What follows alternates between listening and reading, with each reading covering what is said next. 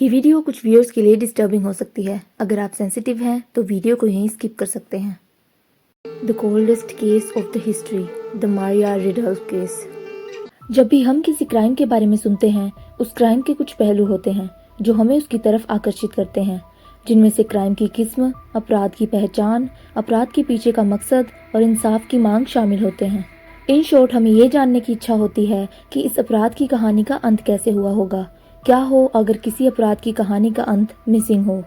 आज हम ऐसे ही एक केस के बारे में बात करेंगे जो इतने लंबे समय तक अनसुलझा रहा कि जब 2012 में उसकी गुत्थी सुलझी तो उसे अमेरिका के इतिहास का सबसे लंबा अनसुलझा केस घोषित कर दिया गया। इसकी शुरुआत 1957 में दिसंबर की एक शाम को अमेरिका के इलिनॉय के एक छोटे से शहर सिकामोर से होती है, जब एक 7 साल की लड़की मारिया रिडल्फ अपनी दोस्त कैथी सिगमंड के साथ खेलने गई हुई थी।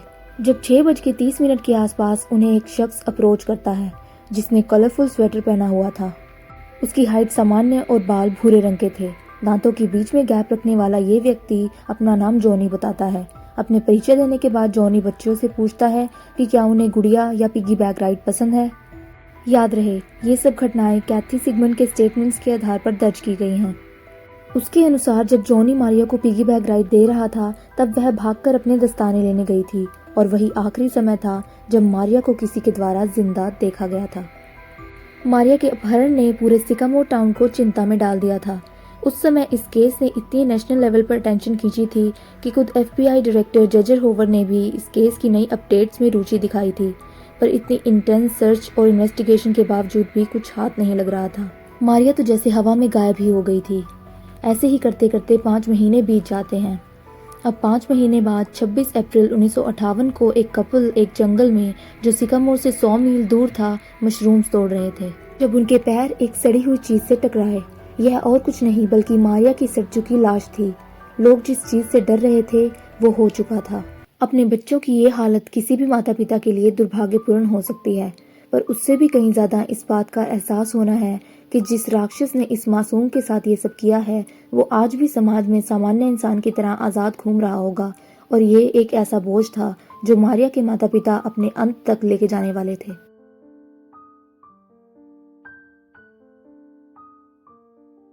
दशकों तक पुलिस और उस समय के इन्वेस्टिगेटर्स इस अपराधी को ढूंढने में असफल रहे।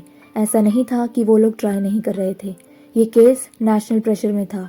पुलिस और FBI ने 100 से भी ज्यादा संभावित संदिग्धों को इन्वेस्टिगेट किया था, पर अब तक भी किसी भी अपराधी का कोई सुराग नहीं मिल पाया था। उन्हीं में से एक था टीसियर का एक वासी जो 227 सेंटर क्रॉस स्ट्रीट में रहता था, जो मारिया के अपहरण की जगह से थोड़ी ही दूर है। 18 वर्षीय जॉन टीसियर, जिसे लोग जॉनी बुलाते थे, वही सामान्य हाइट के साथ भूरे बालों वाला लड़का जिसके दांतों में गैप था। इसका हुलिया तो उस शख्स से मेल खा रहा था, पर दुर्भाग्य से इवेंट्स नहीं, क्योंकि जब पुलिस ने जॉन की मदर इलियन से क्वेश्चनिंग की, उसने अश्योर किया कि उस दिन जॉन पूरी शाम घर पर ही था। इसके अलावा लड़के की ऐसी कोई अपहरण की हिस्ट्री भी नहीं रही थी। अपेरेंटली जॉन को इस केस के संदिग्धों की लिस्ट से तब बाहर किया गया जब उसने FBI द्वारा किए गए लाई डिटेक्टर टेस्ट को पास कर लिया था, और इसके अगले ही दिन 10 दिसंबर को उसने मिलिट्री ज्वाइन करने के लिए अपने घर को छोड़ दिया था, और उसके 37 सालों तक ये लास्ट बार था जब जॉन का नाम इसमें घसीटा गया हो। पर कुदरत को तो कुछ और ही मंजूर था, क्योंकि 37 सालों बाद 1994 को जब जॉनी की मदर इलियन टीसियर अपनी आखिरी सांसें गिन रही थी, तो इन्होंने अपनी बेटी जेनेट को अपने पास बुलाया और सालों पहले दफन हो चुके उस खौफनाक रात से पर्दा उठाया कि मारिया जो अगवा कर ली गई थी और 2 और बच्चियां जिनका अब तक किसी को नहीं पता था, उनके साथ जो भी हुआ जॉन ने ही किया था। अब जेनेट भी अपनी माँ की आखिरी शब्दों को लोगों तक पहुँचाना चाहती थी, पर इस केस को तो कई सालों पहले बंद कर दिया गया था। जेनेट की इस गुहार की वजह से और अपनी माँ के आखिरी शब्दों को सफल करने के अनगिनत प्रयासों ने इस केस को दोबारा खुलवाने में उसकी मदद की। शॉकिंगली, अपने इस खुलासे को सपोर्ट करने के लिए उसके पास बस एक बूढ़ी औरत के शब्द नहीं थे, बल्कि और भी बहुत कुछ था। हालांकि जेनेट मारिया के अपहरण के समय इतनी बड़ी नहीं थी कि उस समय के इवेंट्स को याद कर सके, पर उसकी 2 बहनें थी जिन्हें सब याद था। उन्हें आज भी ये समय याद था जब उनकी माँ ने पुलिस को झूठ बोला था कि अपहरण के दिन जॉन घर पर ही था। इतने सालों से वो इस राज को अपने अंदर दफन करके बैठी रही जो उनकी माँ ने आज मरने से पहले खोल दिया था। इतने सालों तक जेनेट सिकामोर पुलिस को जॉन के बारे में सच बताती रही, पर पुलिस के अनुसार एक वृद्ध औरत के शब्दों के बेस पे वो किसी को कसूरवार नहीं ठहरा सकते। फाइनली 11 सितंबर 2008 को जेनेट टीसीयर इलिनॉय स्टेट पुलिस को एक ईमेल भेजती है और पता नहीं दूसरी तरफ से किसी को इस बार ये रीजनिंग वैलिड लगी। ये कोई और नहीं बल्कि state police commander Tony repairs थे। उनके अकॉर्डिंग इतनी रीजनिंग एफबीआई की दुनिया के दो काबिल इन्वेस्टिगेटर्स लैरी कोड और ब्रायन हेनली को इस केस में डालने के लिए काफी थी। और ये सही भी साबित हुआ। उन्होंने जॉन टीसीयर के पास्ट के बारे में कुछ ऐसा पता लगाया जो एक स्ट्रॉन्ग लीड हो सकता था। जॉनी की सिस्टर जेन के अनुसार जॉनी ने उसे और पड़ोस की और भी कई लड़कियों को मोलेस्ट किया था। वो एक ऐसा दरिंदा था जिसने अपनी पड़ोस की लड़कियों के साथ साथ अपनी खुद की बहन को भी नहीं छोड़ा था। जब उसकी एक एक्स वाइफ डेनिस ट्रेक्सलर से बात की गई, उसने बताया कि उसने अपनी 12 साल की बेटी, जो कि उसे दूसरी शादी से हुई थी, की नेकेड फोटो जॉन के ड्रॉअर में देखी थी। उस लड़की का नाम और कोई नहीं बल्कि क्रिस्टिना मैरी ट्रेसियर था। वो भी किन्हीं संदिग्ध परिस्थितियों में मिसिंग हो गई थी और जिसे 1 महीने के बाद सरप्राइजिंगली एक लोकल गोल्फ कोर्स के ड्रेनेज ग्लिच में मृत पाया गया था। उस लड़की को भी आखिरी बार डेनिस के उस समय पति रह चुके जॉनी टीसीयर के साथ देखा गया था, पर उसके मर्डर के लिए किसी को भी चार्ज नहीं किया गया था। इन्वेस्टिगेटर्स को एक और औरत पामेला लॉन्ग ने बयान दिया कि वो भी उसी मोहल्ले में पली बड़ी थी जहां मैरी रहा करती थी। जब वह मैरी की उम्र की थी तब उसे भी एक लड़के ने पिगी बैग राइड ऑफर की थी जो उसने एक्सेप्ट कर ली थी, पर पामेला के पिता ने जब ये देखा तो वह आग बबूला हो गए और उन्होंने उस लड़के को अपने मोहल्ले के आसपास भी फटकने से मना कर दिया। ये लड़का और कोई नहीं बल्कि जॉन टीसीयर ही था। 90 के दशक के शुरुआती सालों में जॉन ने अपना नाम जॉनी टीसीयर से बदलकर जैक मकेला कर लिया था और अब सिएटल वॉशिंगटन में रह रहा था। 29 जून 2011 को इन सभी डिस्कवरीज को मद्देनजर रखते हुए मकेला को इस मामले की क्वेश्चनिंग के लिए सिएटल पुलिस स्टेशन लाया गया। क्वेश्चनिंग की शुरुआत में जैक बहुत ही फ्रेंडली और कोऑपरेटिव बिहेव कर रहा था। उससे जो जो सवाल पूछे जा रहे थे वो उनका जवाब दिए जा रहा था। धीरे धीरे सवालों की कड़ी उस दिन तक पहुंचती है जब मारियम मिसिंग हुई थी। डिटेक्टिव्स पूछते हैं कि जैक यानी जॉनी उस दिन कहाँ था, तो वो बताता है कि अपनी मिलिट्री ट्रेनिंग के लिए वो पूरा दिन शिकागो में था और रात को घर वापस आकर सो गया था। पर डिटेक्टिव्स के अकॉर्डिंग किसी ने दोपहर को उसकी कार को नेबरहुड में देखा था। जैक सबको झूठा बताता है। वह अपनी बहनों की स्टेटमेंट्स को भी खारिज करता है और बताता है कि उसकी माँ उससे बहुत प्यार किया करती थी और वो ऐसा कुछ बोल ही नहीं सकती, यानी उसकी बहनें झूठ बोल रही होंगी।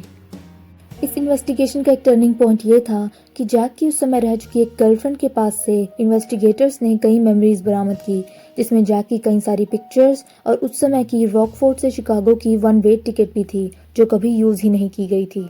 मतलब जॉन ट्रेन से तो कभी शिकागो गया ही नहीं था।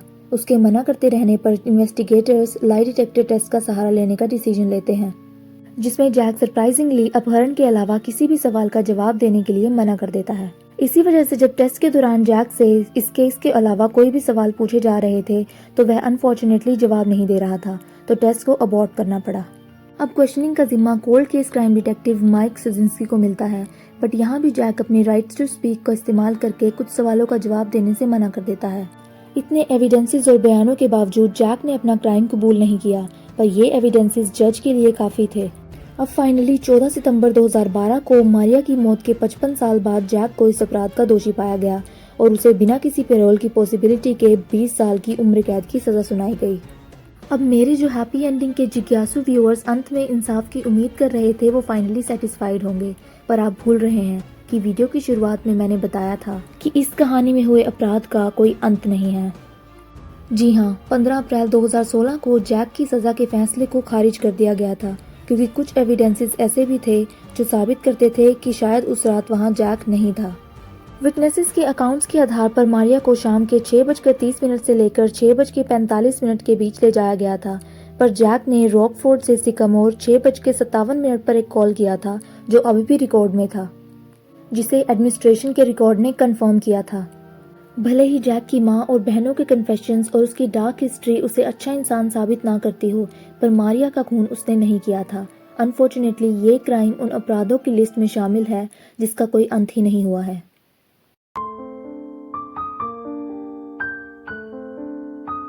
आज के लिए बस इतना ही दोस्तों। उम्मीद करती हूँ कि आपको वीडियो पसंद आई होगी। फिर मिलते हैं किसी ऐसी ही ट्रू क्राइम स्टोरी के साथ। तब तक के लिए चैनल को लाइक करें, सब्सक्राइब करें और कमेंट करना ना भूलें, क्योंकि आपका सपोर्ट जरूरी है।